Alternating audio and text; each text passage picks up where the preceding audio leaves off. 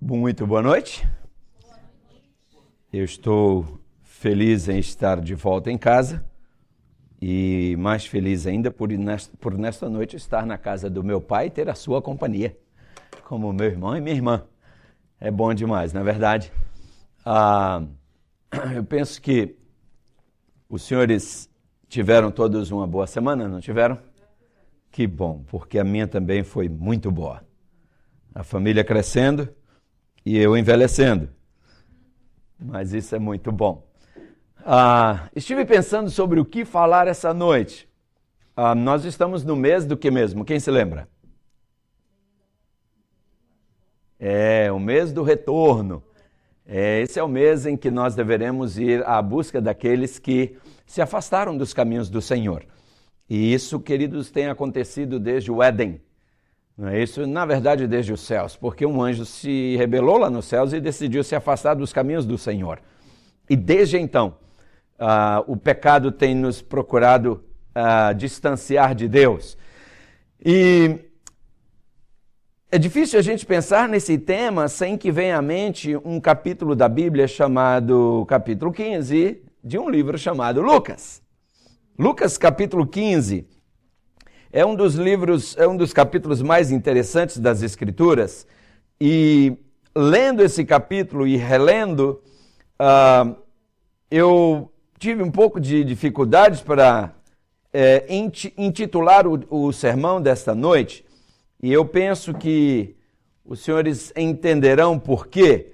Eu tenho ouvido muitos pregadores apresentarem o tema que está aí desde o versículo 11 até o versículo 32, chamando esses versículos aí, essa história contida aí, de a parábola do filho pródigo. Tenho ouvido outros intitularem o sermão a parábola dos dois filhos. Já ouvi um sermão também intitulado a parábola do pai amoroso. E outros títulos semelhantes a esses. Eu estou ok com todos esses títulos e julgo todos igualmente apropriados. Agora, acontece que todo o capítulo de São Lucas é uma parábola. Então, chamar a parábola do filho pródigo, eu não sei se seria fazer jus ao capítulo inteiro, porque se nós lermos aqui, por exemplo, Lucas capítulo 15, versículo 3, o que diz aí na sua Bíblia? Lucas 15, verso 3. Diz aí, e ele lhes propôs estas parábolas, dizendo, é assim que diz aí? Tem certeza que está no plural? There you go. Yeah. Aí diz, e assim lhes propôs esta parábola. E aí Jesus começa a contar a parábola. E segue até o final do capítulo, contando uma só história. E apesar de muitos pregadores dividirem esse capítulo em 3 parábolas, originariamente, se você visita o texto, você não encontra ali nenhuma interrupção nos versículos. Ou seja, nós temos aí uma única narrativa dividida em 3 etapas. Falando numa linguagem teatral, eu diria, é um drama dividido em 3, como é que a gente chama? Hein? Em 3 atos. Muito obrigado, pastor Paulo, o senhor é melhor entendido em teatro do que eu. Em um drama dividido em 3 atos. E alguém, inclusive, sugeriu que Lucas 15 poderia apropriadamente ser chamado o capítulo dos perdidos e achados das Escrituras. E eu penso que realmente seria um título muito apropriado. Então, como eu disse, é difícil a gente dar um título específico, e eu decidi colocar o título A Parábola das Parábolas. E decidi dividi-lo em partes. Hoje nós iremos falar da parte 1, ou seja, primeira parte. E, queridos, um autor chamado F.W. Boreham, eu penso que essa é a pronúncia do seu nome, ele escreveu um livreto intitulado The Story of the Prodigal Son, e nesse livreto aí traz um capítulo intitulado A Trilogia de Cristo. E ali o autor diz o seguinte: as 3 incomparáveis parábolas nesse capítulo não são 3 imagens separadas, diz esse autor, mas o quê? 3 painéis que unidos, não é isso? Perdão, eu penso que eu passei, aí está, muito obrigado. As 3 incomparáveis parábolas nesse capítulo não são 3 imagens separadas, mas 3 painéis que unidos formam uma única imagem. Mais ou menos exato o que nós estávamos falando há pouco. Inclusive Charles Spurgeon, no seu livro Evangelistic Sermons, exatamente ali a página, eu falhei em escrever aqui a página, mas ele diz nesse livro o seguinte, ele diz, isso aqui quando funciona, irmãos, é uma bênção. As 3 parábolas registradas nesse capítulo, agora sim, essas são palavras de Spurgeon, não são repetições, elas declaram a mesma verdade central, mas cada uma revela uma faceta dessa verdade. As 3 histórias são 3 lados da pirâmide do Evangelho, são os 3 lados da pirâmide do Evangelho, de acordo com Spurgeon, e ele segue dizendo, precisamos apenas lê-las atenciosamente para ver que nesta trindade de parábolas, nós temos, ao mesmo tempo, unidade da verdade e essencial e distinção na sua descrição. Queridos, a parábola do capítulo 15 de São Lucas é exatamente isso aí. Um outro autor chegou a dizer que esta parábola é a parábola dos 4 verbos. Perder, procurar, encontrar e alegrar. E de fato, assim o é. E vejam que se nós lemos todo o contexto, nós vemos que é isso aí. Agora, interessante que aqui no capítulo de Lucas, nós temos a mesma doutrina sendo ensinada, utilizando-se de diferentes metáforas.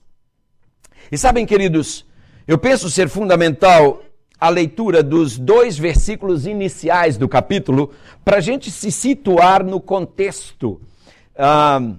Em hermenêutica a gente aprende que ao você tentar explicar um texto, você precisa fazer a você mesmo 3 perguntas. Quem disse, a quem disse e em que circunstâncias, não é? Te ajuda no entendimento do texto.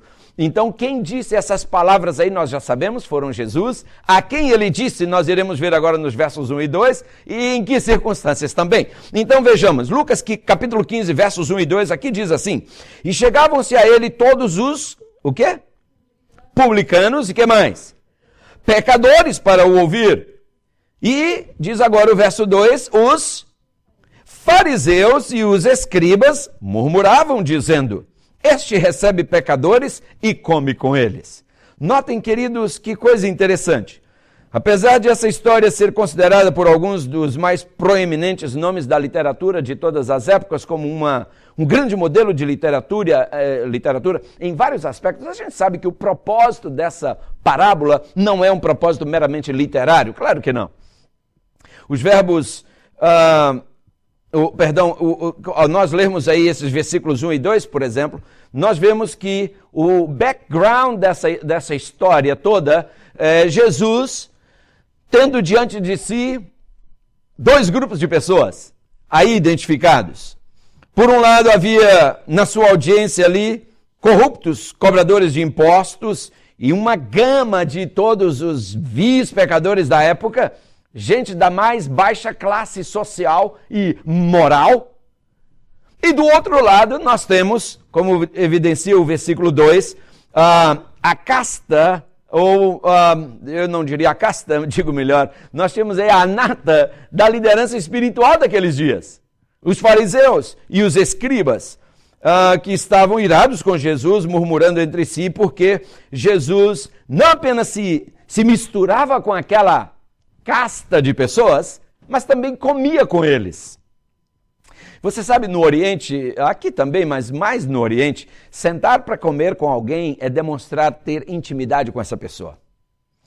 No Oriente, as pessoas, quando querem expressar o quanto elas já te aceitam no seu círculo e quão íntimo elas te consideram ao seu círculo, elas te convidam para comer com elas.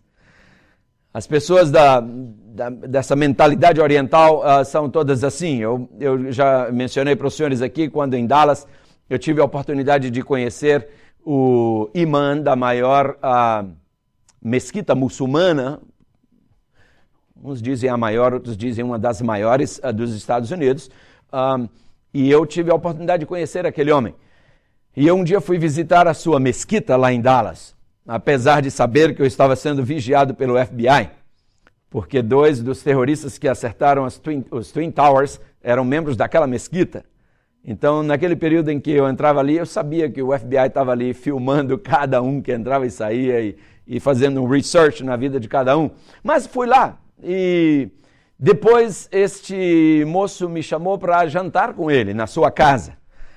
E minha esposa e eu fomos.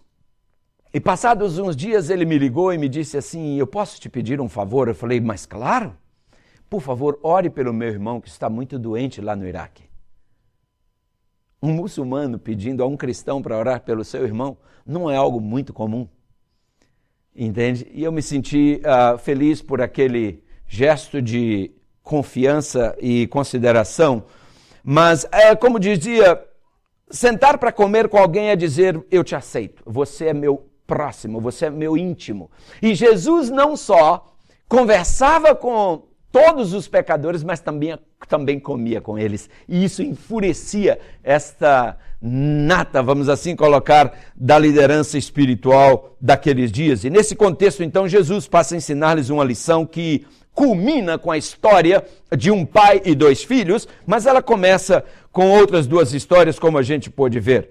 E como a gente viu originariamente, essa história tinha um propósito, e eu diria, até certo ponto, polêmico, porque Jesus utiliza-se dessa história do capítulo 15 para deliberar uma sofisticada, porém forte reprovação àqueles líderes religiosos dos seus dias. E sabem o que mais me preocupa quando eu pensei em pregar sobre a parábola desse pai e dos 2 filhos? Porque essa é uma das parábolas mais lidas, talvez, por nós. Quem é a criança na igreja que nunca ouviu falar sobre o filho pródigo? Quem é o membro de igreja que nunca ouviu falar sobre essa parábola? Nós temos ouvido, até já foram cunhados jargões seculares baseados nessa parábola, né? Um filho rebelde chama-se em qualquer sociedade de um filho, ou esse é o filho pródigo, não é? E Shakespeare menciona essa parábola em muitos dos seus escritos, muitos dos seus poemas, das suas peças. E vários outros escritores proeminentes utilizam-se das palavras dessa parábola. E o que me preocupa, como eu dizia, é que muitos, por haver ouvido muitas vezes sobre esta parábola, pensam que a entendem muito bem. E nem sempre é o caso. A verdade central, queridos, dessas 3 histórias é a preocupação com algo ou alguém que foi perdido. Depois, a diligência, o esforço na busca. E depois, o regozijo do encontro, de haver achado aquilo que foi perdido. Isso é a característica marcante das 3 histórias. A ovelha, por exemplo, queridos, se nós começarmos a ler aí, nós vemos que Jesus começa contando no versículo 4 de um homem que tinha quantas ovelhas? Quantas? 100 ovelhas. Eu estou perguntando só para ter certeza que vocês estão acordados, entende? E esse homem, queridos, ele traz suas ovelhas ao final do dia para o curral e, de repente, ele descobre, ao contá-las, que faltavam quantas? Uma ovelha. E agora já era final de dia. Eu, quando criança, eu ouvia as professoras do primário, né? Isso eu era bem pequeno na escolinha e na igreja, e as professoras contavam. E elas dramatizavam essa cena o máximo que podiam, dizendo que estava chovendo muito forte. E era uma noite muito escura. e os relâmpagos cortavam o céu, e aqueles trovões de fazer tremer o chão, e o vento assoprando forte, e aquele pastor sai na escuridão. Naquela época eles não tinham lanternas, ele tinha uma lamparina, mas o vento apagava a sua lamparina, e ela dramatizava ao máximo. E eu gostava de ouvir tudo aquilo, e ele indo em busca dessa ovelha, e foi, e caminhava para um lado, e caminhava para o outro, e dizia, eu estive com o meu rebanho mais ou menos por aqui, e de repente ele para, e em meio a toda aquela trovoada, todo aquele vendaval, ele ouve o balido de uma ovelha, já um balido bem fraquinho, e quando ele vai, ele vê que ela está num precipício, de pendurada no arbusto, e ele a alcança com o seu cajado e a puxa, e a toma nos ombros e carrega de volta. E eu achava fantástico, eu dizia, uau, que pastor! E queridos, a verdade é que aquele homem faz todo esse esforço para buscar uma ovelha perdida. Se você ler um pouco sobre ovelhas, você verá que a ovelha é um animal muito dócil, todo mundo sabe disso. E uma das características da ovelha é que quando ela se sente só, quando ela se sente desamparada, ela entra em pânico e ela perde as forças e ela cai. Ela não consegue sequer ficar de pé. Por isso que a parábola diz que o pastor a toma nos ombros, porque ela não consegue ficar sequer de pé, quanto menos andar. Queridos, pensemos um pouco nessa ovelha.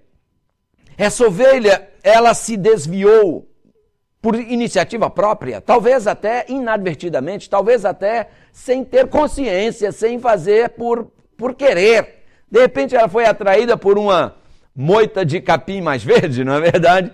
Tem um mito da grama mais verde, não é? Eu sempre acho que a grama dos meus vizinhos são sempre melhores que o meu. E assim, a gente sempre... Aquela ovelha, de repente, viu uma moita de capim bem mais verde do que onde as demais estavam, e ela disse, eu vou ali. E quando ela ali ficou, de repente, ela se distanciou um pouco mais do grupo, e o pastor não percebeu e foi para casa. E quando chegou lá, viu que ela não estava entre as demais. Queridos, aquele pastor deixa as 99 ovelhas lá no curral e sai em busca daquela que extraviara. Sabe por quê, amados? Porque, aos olhos de Deus, nós não somos números, nós somos essência. Quanto foi o percentual da perda aqui? De 100 perdendo uma, seria quanto por cento? 1%, não é verdade? Então notem que não era, percentualmente falando, uma grande perda. Mas aquele pastor não ia atrás da ovelha pelo seu valor intrínseco, ele ia pelo seu valor meramente monetário, mas ele ia pelo seu valor. O pastor desenvolvia com a ovelha um relacionamento muito mais próximo. Eu estava outro dia no meu galinheiro com 11 galinhas e estava se aproximando do inverno, e no inverno as galinhas não botam. Elas não botam, mas comem o dobro. E eu pensei, caramba, o trabalho de vir aqui toda hora botar comida e botar, rever a água e tudo isso, e eu tenho que atravessar um bom pedaço de neve para chegar lá. Eu disse, sabe de uma coisa? Eu vou desfazer dessas galinhas, depois do inverno eu compro outras. Entende? Mas matar alguma delas nem passou pela minha cabeça. Sabe, porque a maioria delas nasceram ali. Foram ovos que a gente botou para chocar e nasceram, e você não consegue. Cria uma afinidade, e eu consegui alguém que as quis, e nós doamos todas, com exceção de um galo, que o moço disse, o galo não leva não, porque os vizinhos lá reclamam do barulho. Então a gente teve que ficar com ele. Mas o que eu quero dizer é, um pastor que, ao criar essas ovelhas, quando eu estive na Turquia, eu pude ver no interior da Turquia, ainda é muito comum você ver os pastores com as suas ovelhas. E nós estávamos visitando as ruínas, eu penso que foi em Éfesos, e eu fui até embaixo, assim havia uma baixada, uma planície, e havia um pastor com todo o seu rebanho, com um cachorro que ajuda a reunir as ovelhas, e eu fui até lá para ver se eu conseguiria interagir um pouco com ele, mas o meu problema é que eu não falava turco, nem ele falava inglês, muito menos português. Mas por gestos a gente se comunicou muito bem, e foi interessante observar aquele pastor e a relação dele com as ovelhas, o carinho dele com as ovelhas. E ele, inclusive, quando eu me aproximei, ele estava segurando um no colo e alisando um filhote, acho que ele deveria ter nascido muito recente. E eu fiquei observando, eu digo, que coisa linda. E esse pastor aqui, queridos, ele vai em busca dessa ovelha. Lendo o livro Parábolas de Jesus, as páginas 188 e 189, eu encontrei isso aqui. Graças a Deus, olha só, Ele não nos apresentou à imaginação o quadro de um pastor aflito voltando sem a ovelha. A parábola não fala de fracasso, mas de êxito e alegria pela recuperação. Eis a garantia divina de que nenhuma das ovelhas extraviadas do redil de Deus é desprezada nem abandonada sem socorro. Cristo salvará a cada um que se queira deixar redimir do abismo da corrupção e dos espinheiros do pecado. Alma abatida, anime-se, embora tendo procedido impiamente. Não pense que Deus talvez lhe perdoe as transgressões e permita ir à sua presença. Deus deu o primeiro passo. Enquanto você estava em rebelião contra Ele, foi Ele quem saiu à sua procura. Não é maravilhoso isso? Aquele pastor não ficou esperando bem a ovelha que saiu, ela que volte. Não. A iniciativa foi dele, de ir até ela. E assim é Deus para com você e para comigo. Você está lembrado do Éden? Adão e Eva, quando pecaram no Éden, eles fugiram da presença de Deus, estão lembrados? E você encontra Deus andando pelo jardim, perguntando: Adão, onde estás? Eu pergunto, Deus sabia onde Adão estava? Claro que sabia. Então por que ele estava perguntando? Porque ele queria que Adão soubesse onde é que ele estava. Ele queria que Adão caísse em si. Né? Lá no Brasil usam a expressão, ele queria que a ficha de Adão caísse. Entende? E, amados, esse é o nosso Deus maravilhoso.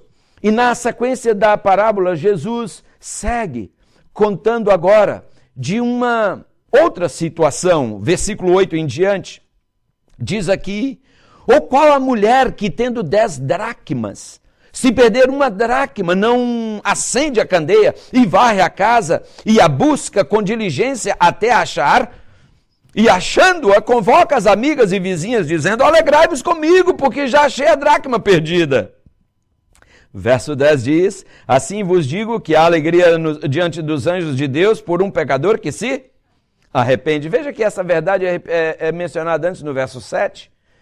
Digo-vos, lá diz o verso 7, que assim haverá alegria nos céus por um pecador que se arrepende, mais do que por 99 justos que não necessitam de arrependimento. Jesus mencionando ou comentando o assunto da ovelha.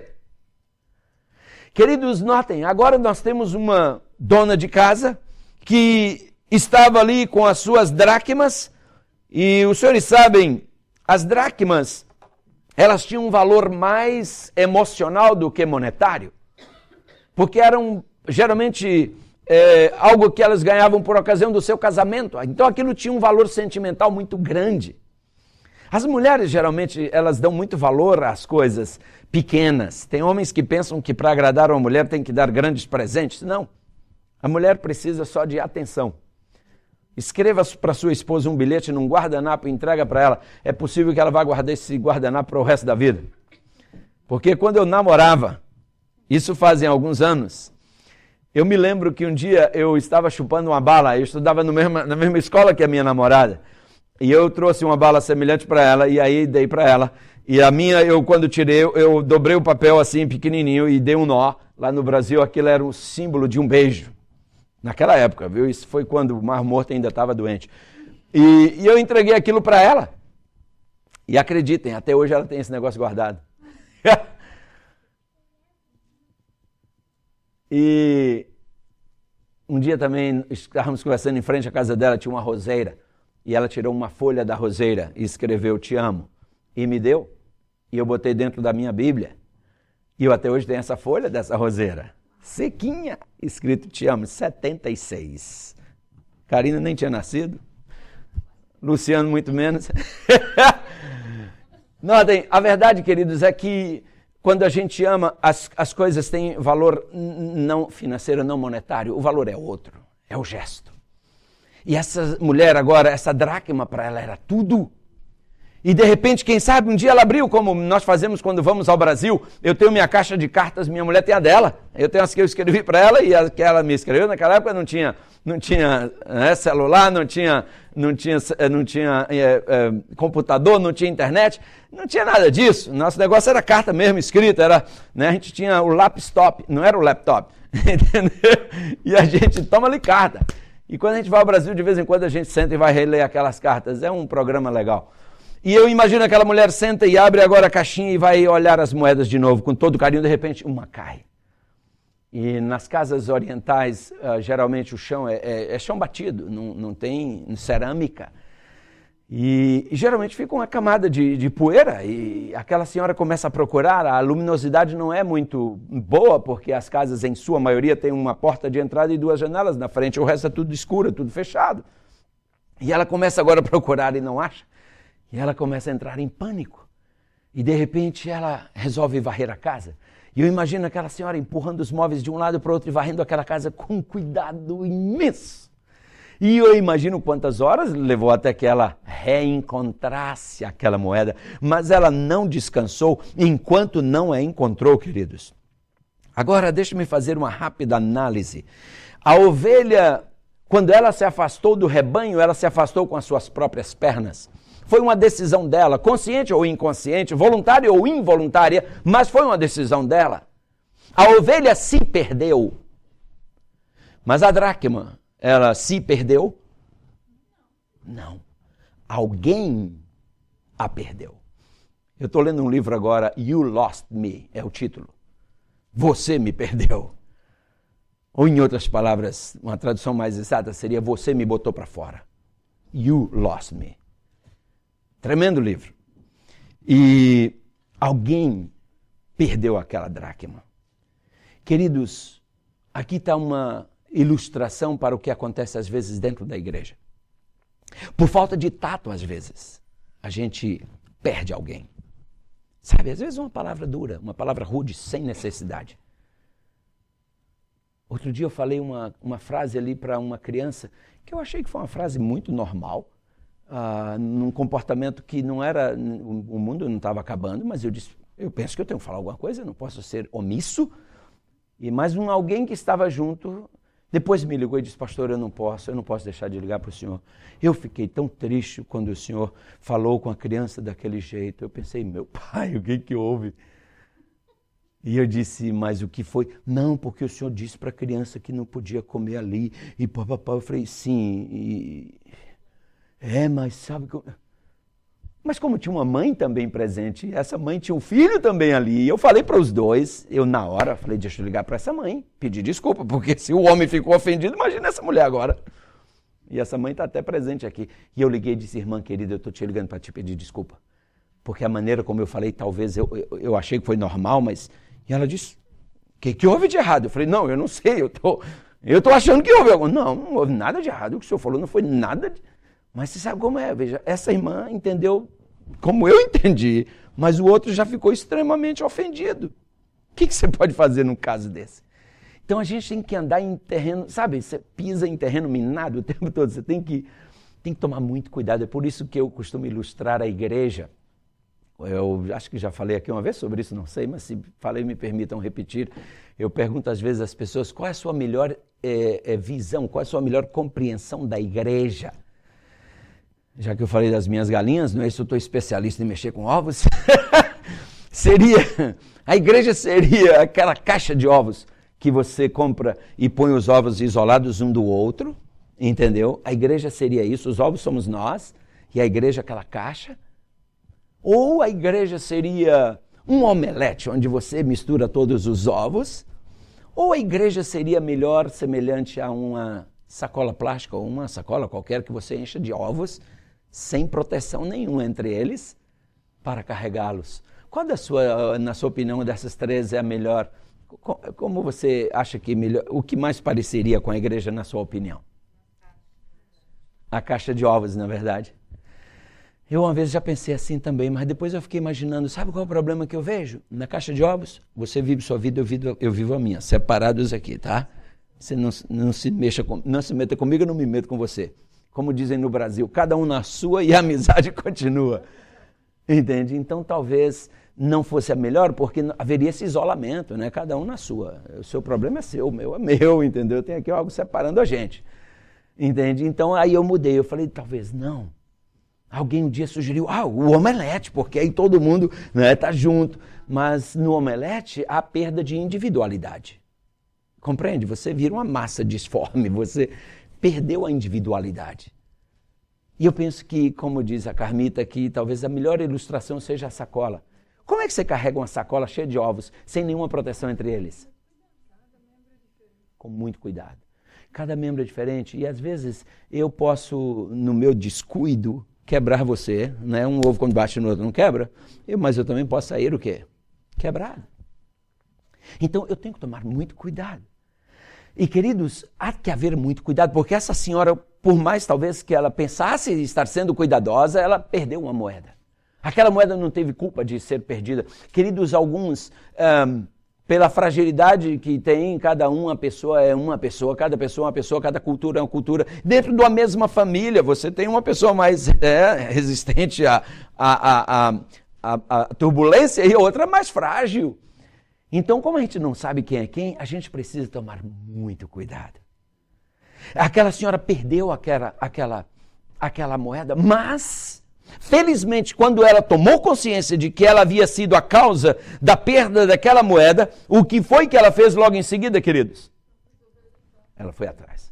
Deixa eu reparar meu erro. Eu vou procurar, eu não vou descansar enquanto eu não achar. Enquanto eu não encontrar essa moeda. Queridos, lendo ainda Parábolas de Jesus, dessa feita a página 194, eu encontrei isso aqui. Embora esteja sob pó e lixo, a moeda é ainda de prata. O possuidor procura porque é de valor.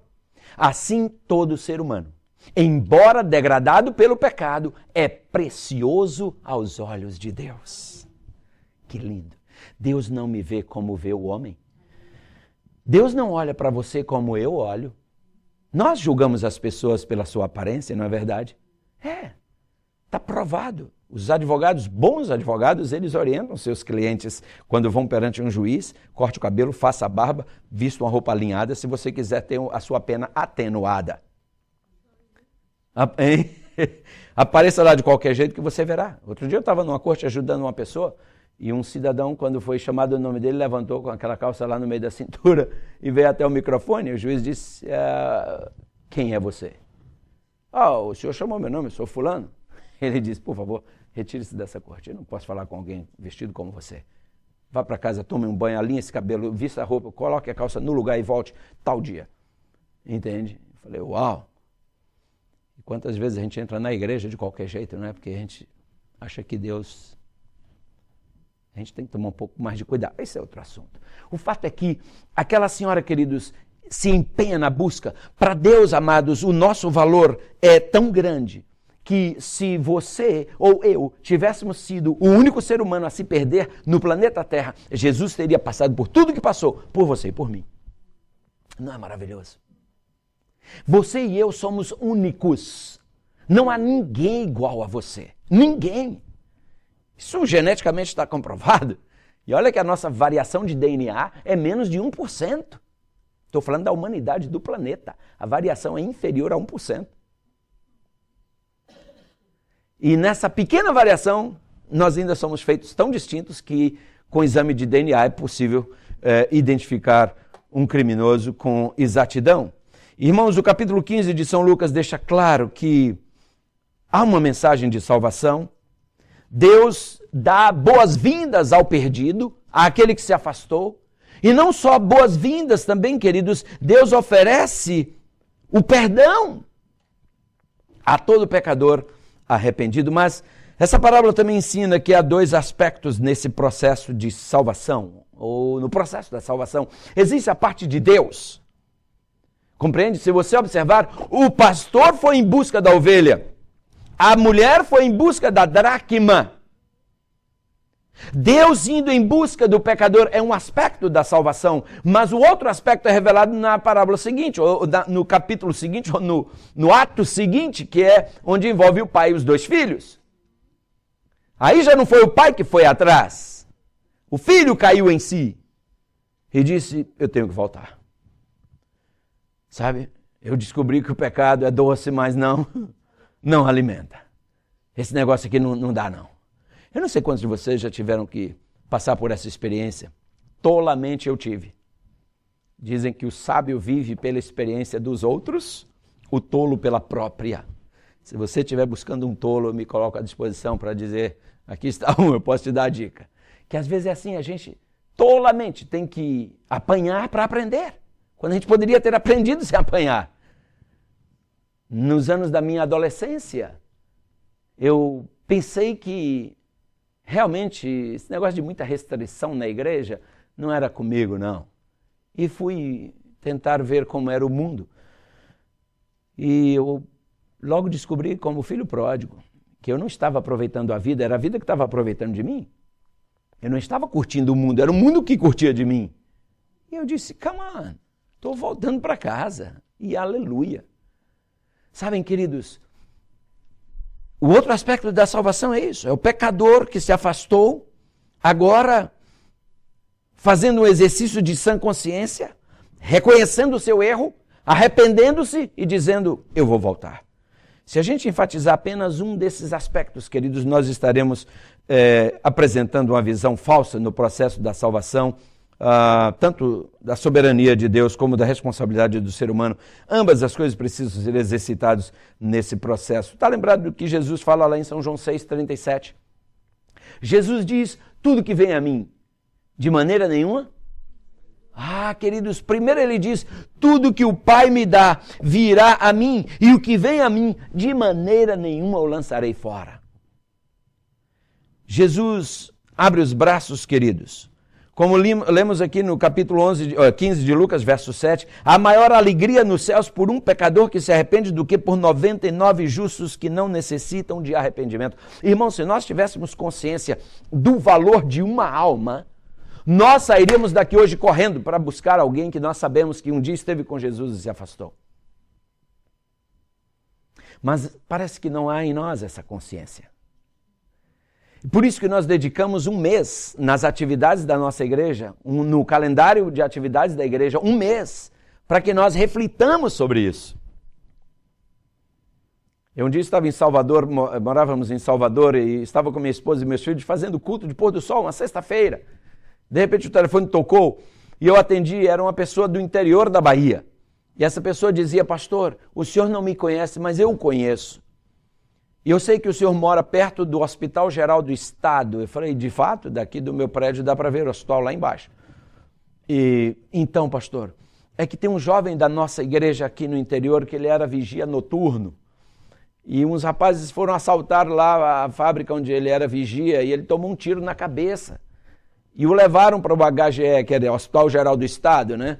O levaram para aí e já tem uma semana a gente não sabe notícia, a gente não sabe se ele está vivo, se está morto. A gente queria que o senhor fosse lá, para ver. E aqui está o nome dele, o endereço, papai. E eu falei, tá bom. E eu disse à minha esposa, vou lá no Hospital Geral. Ela disse, eu vou contigo.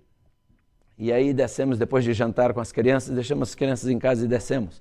E fomos até o hospital. Quando entramos, brother, procuramos, o hospital é enorme. Mas achamos o rapaz.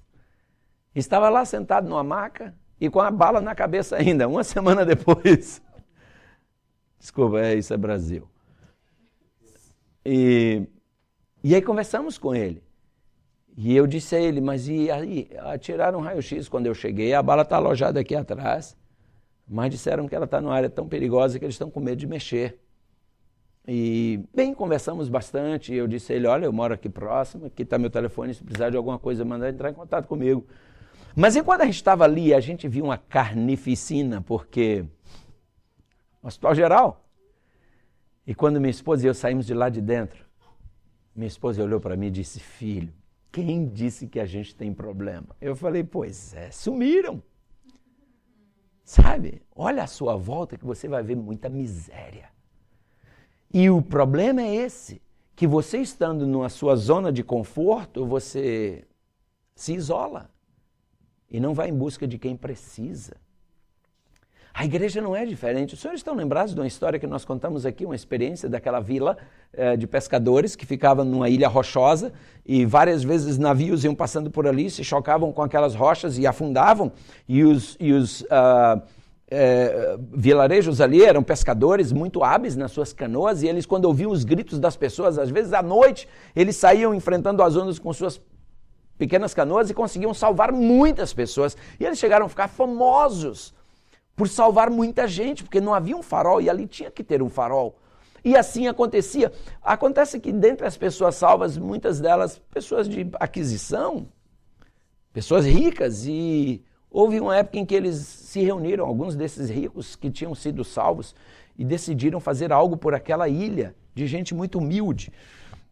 E instalaram ali painéis solares, porque não havia luz na vila, na ilha. E resolveram construir um centro de entretenimento para aqueles ilhéus, como gratidão pelo que eles haviam feito por eles. E homens muito ricos construíram ali um tremendo centro de entretenimento para a ilha. E conseguiram instalar luz elétrica, porque agora tinha os painéis solares, e instalaram inclusive ar-condicionado, porque era uma região de calor intenso. E aí botaram ali mesas de bilhar e várias coisas para que os ilhéus pudessem ter algum entretenimento à noite. E começaram a oferecer mais e mais conforto àqueles ilhéus. Acontece que daí por diante, navios batiam contra as rochas, afundavam e todos morriam. Ninguém via mais a seu encontro. Sabe por quê? Os ilhéus estavam desfrutando do conforto agora, que antes eles nunca tiveram. E, amados, eu me preocupo às vezes porque como igreja nós estamos desfrutando do conforto. A igreja adventista do sétimo dia é uma igreja poderosa. Você sabe que dos 238 países que a ONU reconhece no planeta Terra, a igreja adventista está presente em 216. Essa é uma igreja aguerrida. Eu estava agora visitando alguns hospitais da nossa igreja lá na região de Portland, Oregon.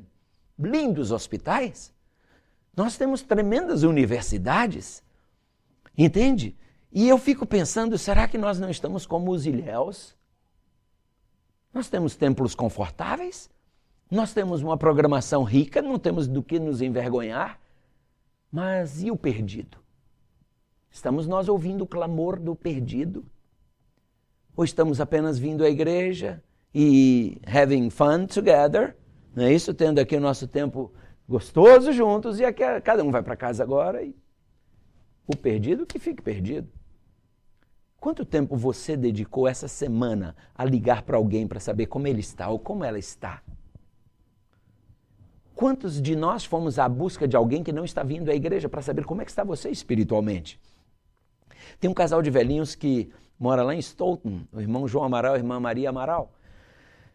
E durante esse inverno eu ligava com certa frequência para saber alguém foi aí tirar neve. E eu sei que os filhos moram ao lado, mas eu também sei que na América os filhos deles não são do nosso meio religioso, e os filhos americanos geralmente não dão muita bola. E eu ligava, irmão João, a neve foi tirada aí para se o senhor precisar sair. Não, pastor, está tudo sob controle. Tem comida em casa, irmão João? Não, está tudo sob controle. E fui à sua casa visitá-lo e eu pedi em Brockton, irmãos, vamos lá, ele era membro da igreja de Brockton. Não, eu digo não, ele é membro, ele não vai à igreja porque está muito velhinho, ele e a esposa, só os dois em casa. Sabe? E quando eu vou lá, eu vejo a alegria dos velhinhos. Queridos, nós precisamos fazer isso, porque um dia nós seremos esses velhinhos. Outro dia alguém me mandou um texto de um padre lá no Brasil que falou uma coisa que eu achei muito interessante. O padre falando sobre o perigo de você ser útil. Ele dizia, ser útil é perigoso. Mais de uma pessoa já franziu a testa. E eu também, a princípio, franzio. O que ele quer dizer? Ele disse, ser útil é cansativo e é perigoso. Pergunte às pessoas úteis dessa igreja se não é cansativo ser útil. E é perigoso. Sabe por que é perigoso? Porque todo mundo liga, Ananias, Everton, Renato, Naldo, todo mundo liga. Então é perigoso, sabe por quê? Ananias pensa, puxa vida, eu sou de valor. Olha, toda hora o pessoal lembra de mim. Everton diz, uau, eu sou importante, o pessoal lembra de mim. Você quer descobrir se você tem valor mesmo? Envelheça e não seja mais útil. E veja quantas ligações você vai receber. Agora sim, vai te ligar quem te valoriza. Antes só ligava quem tinha em você uma pessoa útil. Antes você era útil, agora não. Agora você só vai ligar quem te tiver como uma pessoa importante. Não, Ananias é muito importante, eu preciso saber como ele está. Você entende?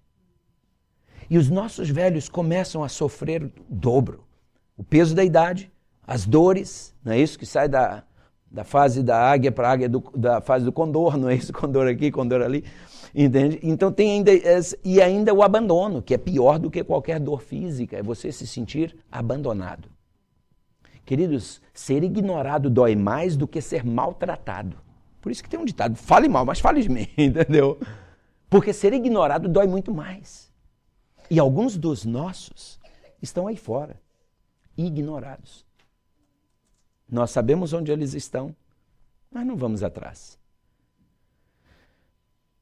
Essa parábola, queridos, nos chama à reflexão. E olha que eu não entrei ainda, por isso que essa é só a parte introdutória, porque depois eu quero entrar na última parte da parábola, que será o pai com os 2 filhos. Mas eu achei que não seria de muita utilidade entrar naquela parte sem fazer essa base, esse alicerce, queridos. Sabem, temos dito aqui que a maior tragédia que o pecado causa ao ser humano não é levá-lo a transgredir a lei de Deus. 1 João 3,4 diz que pecado é transgressão da lei, mas essa não é a maior tragédia, queridos. A maior tragédia do pecado é que ele nos afasta de Deus. Jesus no Calvário, quando disse, Deus meu, por que me desamparaste? Jesus estava experimentando no seu próprio ser, na sua própria alma, a maior tragédia do pecado. Isaías diz claramente, Deus fala através do profeta Isaías, que os vossos pecados causam o quê? Separação, inimizade entre vós e o vosso Deus. E essa é a maior tragédia do pecado, nos afastar de Deus. E essas 3 histórias falam de afastamento de Deus.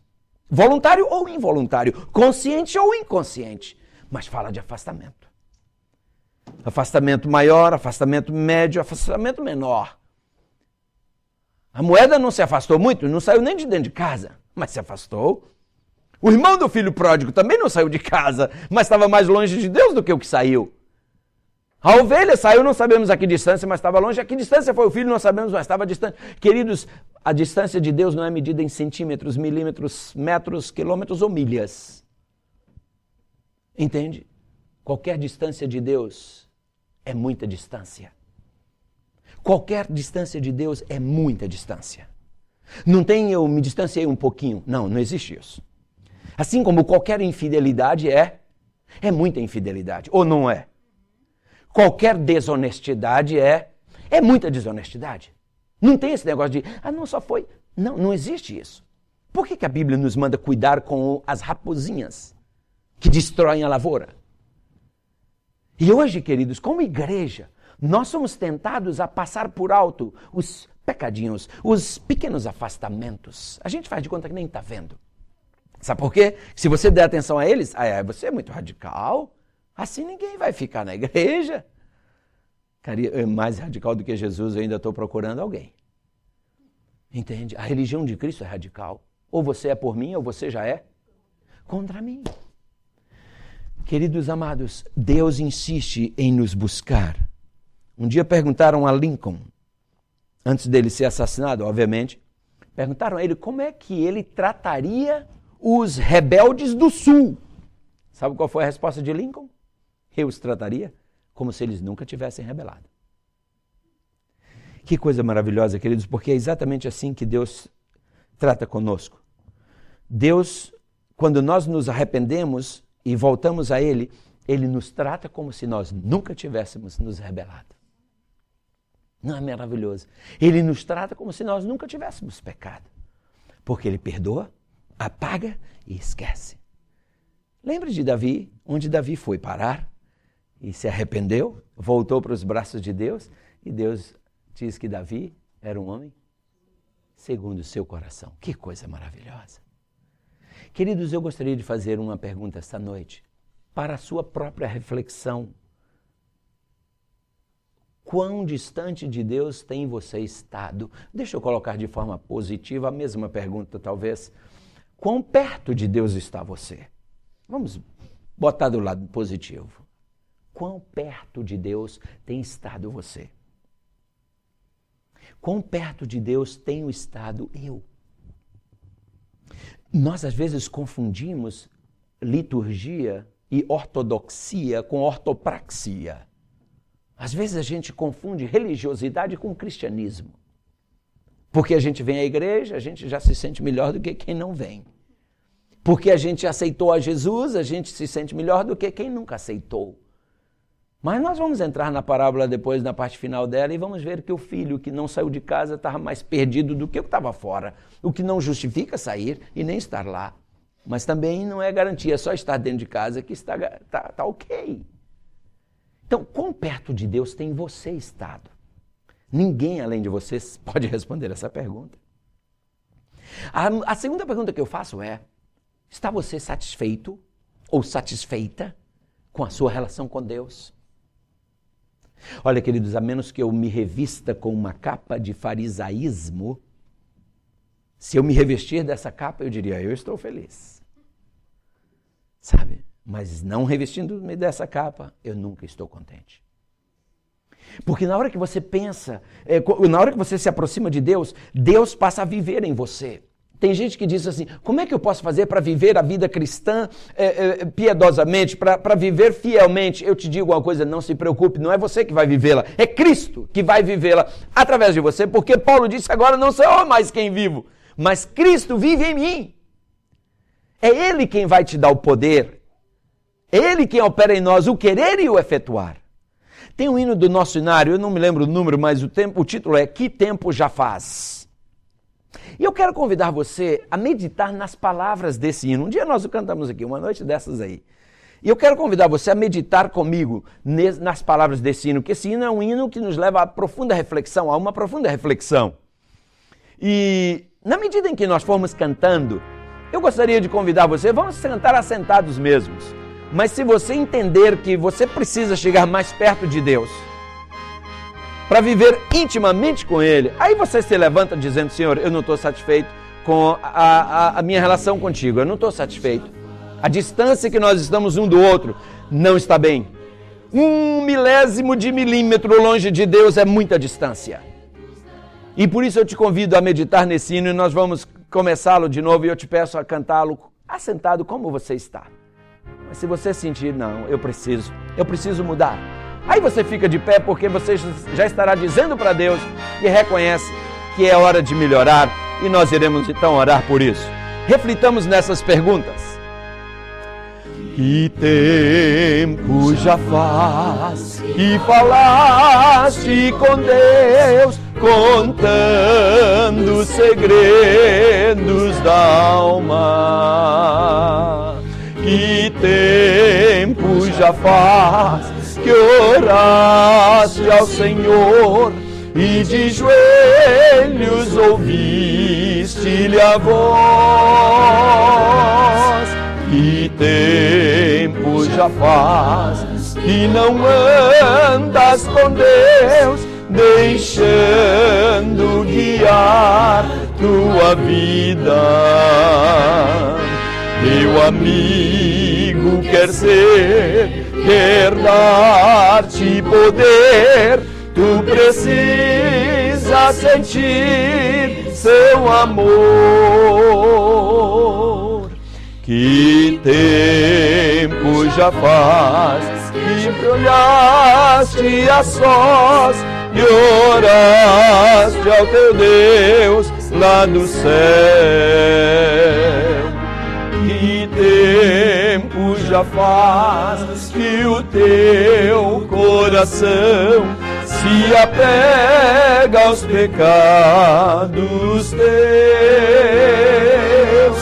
Que tempo já faz que não falas de Deus, pregando a mensagem do Mestre. Teu amigo quer dar-te poder, implantar seu amor em teu ser. Querido Deus, nós queremos te agradecer pela oportunidade que tu nos ofereces neste momento. Oportunidade de reflexão, de avaliação, oportunidade de recomeço. Pai, nós estamos de pé porque nós reconhecemos que ainda está havendo um hiato entre nós e Ti, e que precisa ser eliminado, Pai. Tu precisas habitar dentro de nós, não próximo a nós. Tu precisas ser aquele que comanda e manda em nossas vidas, em nossos corações.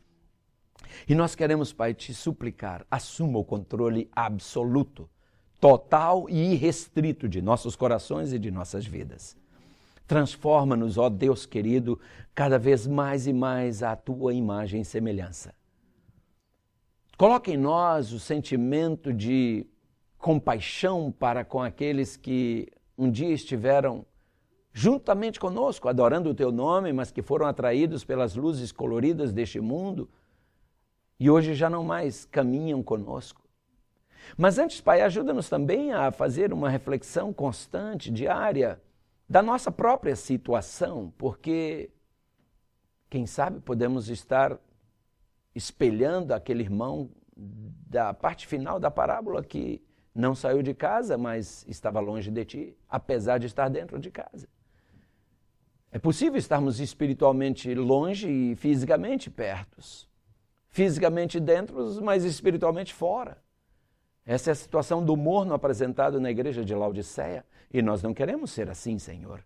Portanto, ajuda-nos.